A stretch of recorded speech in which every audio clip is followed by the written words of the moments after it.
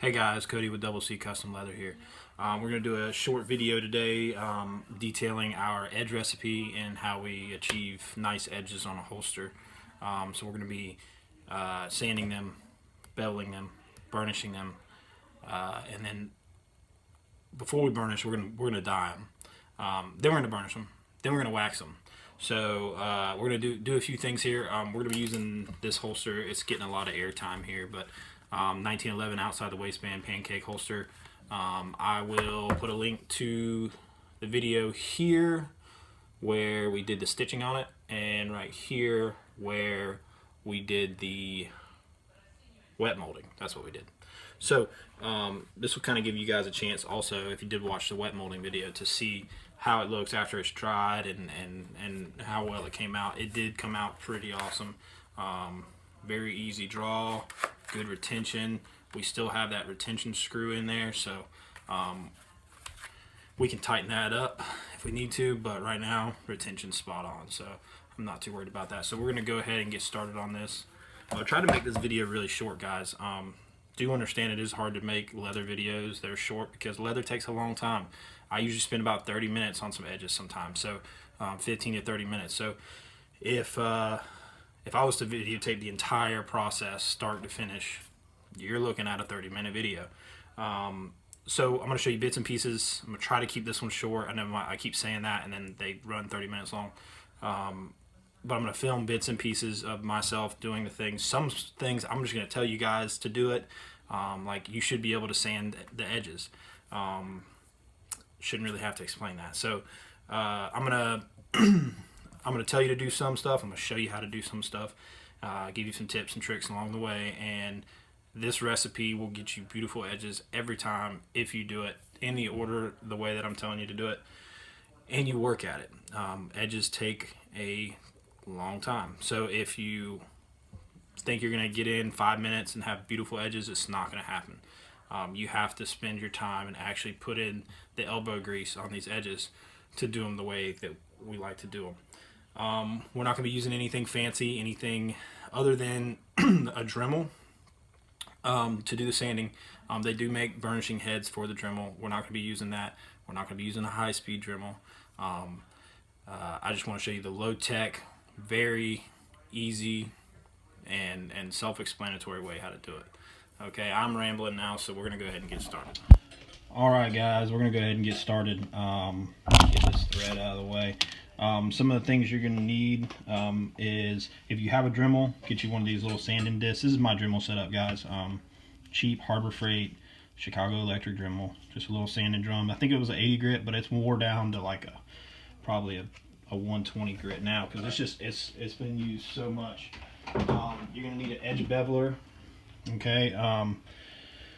I use a number, I think this is a number 4. I use number 4, just a cheap Tandy edge beveler. Nothing too serious. You can get different styles of edge bevelers. And I also use a number 2. The number 2 I use it on places where there's only one layer of leather here. And y'all see all this stuff? This is all going to be burnished. Look how rough that is. You don't want that rubbing against your skin. We're going to burnish that down to where it is like silky smooth and beautiful.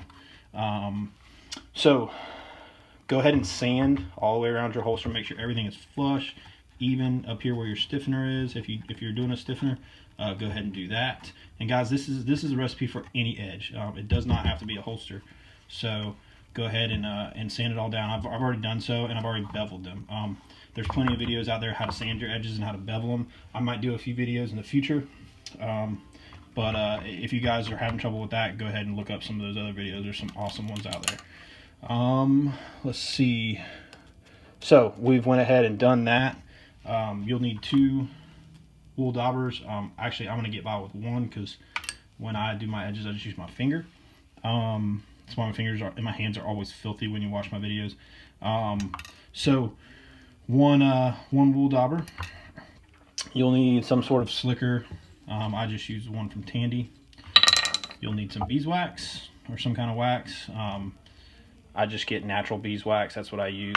You'll need some sort of dye if you're choosing to dye your dye your leather. I'm going to go with a darker dye around the edge than what I have on the holster, so I'm going to use 5 Pro Black. Okay, you'll need a lighter. I'll show you guys what to do with that. And you'll need a piece of either canvas or denim. I just got like some cut up blue jeans. These are old work jeans. I cut them up and we go to town on that. All right, so I'm already rambling again. I'm trying to keep this video short, guys, so we're gonna go ahead and get started. Okay, all right guys, to go ahead and get started, what I like to do is I take my dauber, and as crazy as it sounds, I put the lighter to it. It's gonna smell terrible because this is hair, guys, so it's gonna smell like burnt hair. Okay, then just take you a rag of some sort, paper towel, and wipe off all that burnt, nasty stuff. The reason we do that is it gets rid of all those fuzzies around the dauber. If you're having trouble with your daubers, leaving strands of dye or paint anywhere, try this.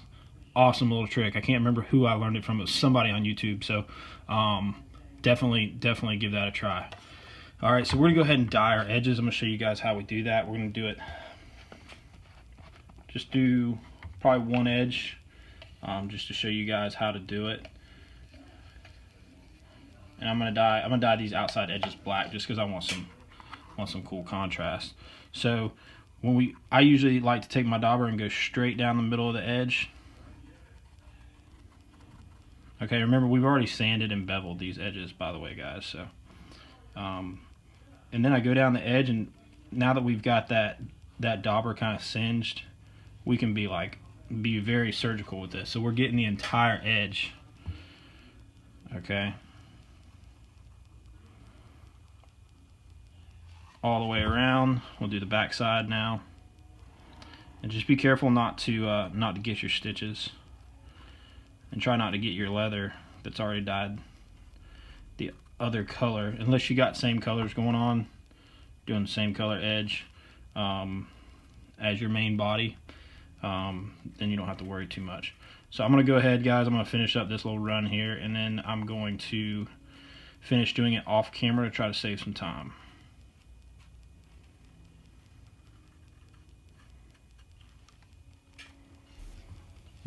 Alright guys, so I went ahead and did everything else off of the frame.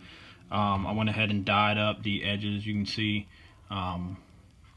they're good and black, and they're all dyed up. They're still a little wet, so we're gonna let them dry. That's the one thing about leatherwork, guys, is you got dry time, and so it's best to have, you know, a couple different projects going on so you can work on something else while something's drying. So I'm gonna let this dry for a few hours. I'm gonna work on some other stuff.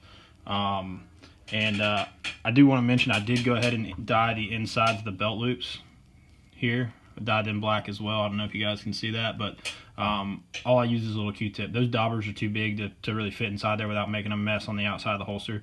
But even with a Q-tip, guys, you gotta be really careful. Kind of, you know, go in and then get what you can, and then flip the holster around. Always turn the work and not, you know, turn your body, turn your head.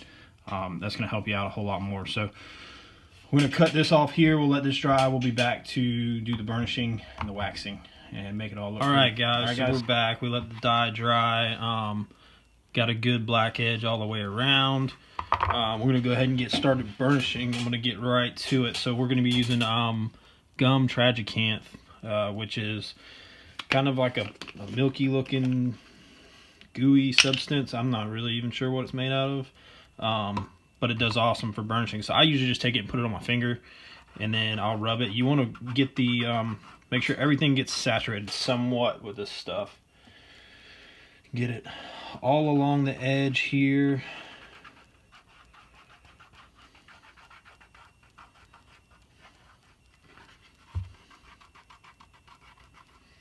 And make sure it's good and covered. Use a pretty liberal amount. Typically, when I do this, I do one edge at a time, take my time, and I make sure I get it good and burnished before I move on to the next edge, or it will dry and kind of soak in. So, take our little rubbing stick here, and I usually start with the big groove, and just rub it really vigorously, guys. Back and forth, and this takes some time. I'm just going to do this one edge, and then I'll go ahead and finish the rest of it up off frame, but I'll give you guys an idea. of how I do it here. Just because I spend a lot of time on this, so.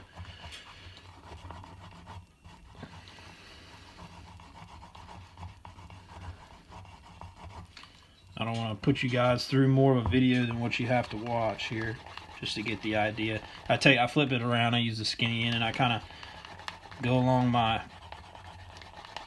edges.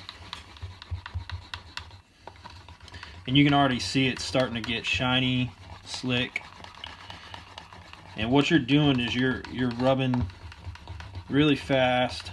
You're heating up the fibers in the leather, and it's kind of sealing and mashing those fibers down together. So essentially what you're doing is melting, I guess it's not a melting, but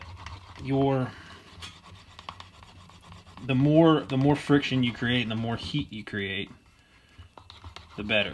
And you'll see me use my finger and check and kind of check for smoothness. I like to make sure I can run my entire finger all the way around the edge until I'm happy with it. And also look at it. I burnish until I'm happy with the look that it gives, and you'll see it's gotten much more shiny there. Really glassy looking almost. Okay.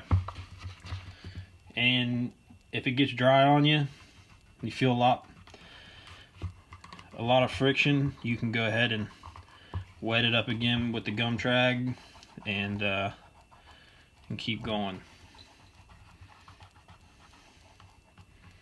I like to add a little extra, and that really slicks things up a lot more. And you'll hear guys call this slicking the edge, and essentially that is what you're doing. You're making a slick, round, good feeling edge. And on a holster, guys, this is really important. You know, you really want to do it to all your projects, just because it when you burnish something, it seals the edge and it doesn't allow water to get in. And you can do this with water, guys. You don't have to use gum trag. If you want to just use regular old tap water, that works fine.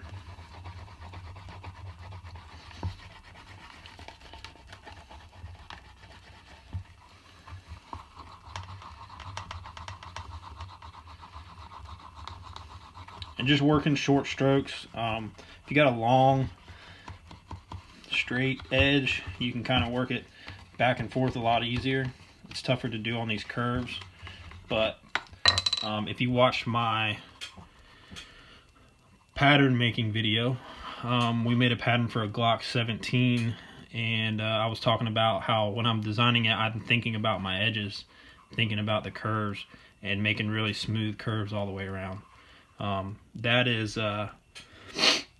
That's very important, and I'll go ahead and link that video up at the top. I realized I can't point anymore and say, oh, I'm gonna link it right here, you know, because it only allows you to put it in one spot. So I'll link it up top. You guys can go check that out. But you see, it almost looks like one piece of leather. Let me see if I can get this a little closer. You can't really see a line. I'm gonna take some close-up shots.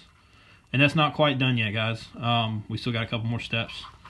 And I'm going to take some close-up shots at the end of the video. So if you're one of those people that skips around, go ahead and skip to the very end. Take a look at those shots. We'll be back. I'm going to finish burnishing. I'm going to keep working on it. And we'll be back to wax them in just a minute. Alright, guys. I want to just show you something real quick. Like, when you're doing the inside of your belt loops, I use the very tip of my burnishing tool here. I just dip it into the gum trag, and then I stick it inside the belt loop and just run it back and forth. When you get to the ends here, you can just kind of give it a little twist back and forth and just really work it. I realized I didn't show that part on the actual burnishing, and I feel like it's important. Alright guys, ready to go ahead and wax. You can see we have a very beautiful shiny glassy edge on our leather. We're only going to burnish it more by waxing it, and also what that does is it seals in the dye, seals everything in. The wax acts kind of as a water protectant. Beeswax is awesome for this. I know a lot of guys use saddle soap, but you can very easily do it with beeswax. Beeswax is pretty cheap. You can buy a huge block of it. This is only like 1/5 of the block, and this is a little piece that I cut off of there. I think it cost me like, you know, a few bucks. We're gonna start out, and I'm gonna show you how I do the belt loops. I have this old burnishing rod that I kind of sharpened down to a point. Just use, you know, any old knife and sand it down to where it's really smooth. And I just kind of dig that into my wax. Okay, and then I just run that inside my belt loops, and it actually heats that wax up enough to go ahead and rub that wax in. And we're going to use a piece of denim on the outside, but I wanted to go ahead and show you guys how I wax the inside of the belt loops. Now, as for the rest of it, I just take the entire bar of wax here, and you want to rub it until you can start seeing a a film form on the edge, and get your whole edge, do, you know, the rounded off portions as well as the very outside pieces here, and you'll see it kind of change colors. It'll turn to like a milkier color or white. And if you get too much wax on, don't worry, it'll come right off. Take your denim, and what I like to do is stick my thumb inside, kind of make a pocket with my thumb there. Okay, and then I just rub that on the edge itself until I feel my thumb start to get hot. So when you know you're building up the friction, when your thumb gets kind of warm, and you'll see how glassy that edge looks, guys. It looks awesome. And you're gonna just continue that all the way around the holster, all your edges. Get a nice coat of wax. And this is something you can tell if you're doing this as a job, guys, or you're doing this making something for your buddies. If you're doing holster maintenance at all, tell them, you know, they can wax the edges. Kind of explain to them how to do it. Tell them, come look at this video, and they can re-wax these as much as they need. And it's just like oil in your holster. You know, you want to oil your holster. I usually tell my customers, don't oil it for a year, and then after a year put some oil on it. Never had a complaint yet. So I do tell them to wax the edges. Half of them don't, and they hold up just fine. However, you know, it's only going to help if you do it. So you can tell your customers, tell your friends, family, the people you're making these holsters for, people, or yourself if you're making them for yourself. You know, go ahead and re-wax these edges after, you know, every couple years.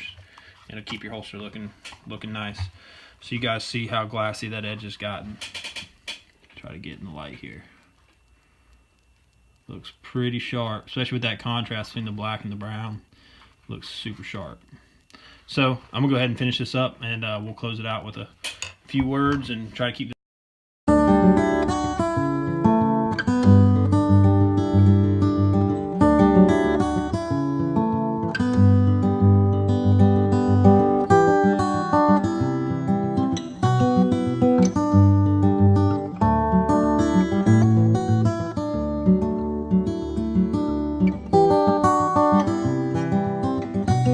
Alright guys, so there you have it. That's how we do our edges. That's my recipe. Come up with something that works for yourself. If you don't have the exact tools that I have, you know, you can always kind of throw in your way of doing things. But pretty much that's how we do it. There's a lot of different ways to do it. Everybody that I've ever met in the leather community does their edges a little bit different. Some people are a lot different than me. Some people do them just a little bit different here or there. But for the most part, you know, find what works for you, find what gets you the results you want in the time period that you want, and you know, get them done. These things look awesome. We're gonna go ahead and put some Resin on this thing, and it will be finished and ready to go. So If you guys have any questions at all about how we did it, be sure to leave me a comment, shoot me a message on Instagram, Facebook, something like that. I'm going to link all that in the description. I'll put links here for the other videos detailing this holster. I think we have one for saddle stitching, and we also have one on the wet molding. I'm also going to throw a subscribe button up here, and you guys go ahead and click that, subscribe for more videos. Until then, we'll see you guys later. Y'all have a good night.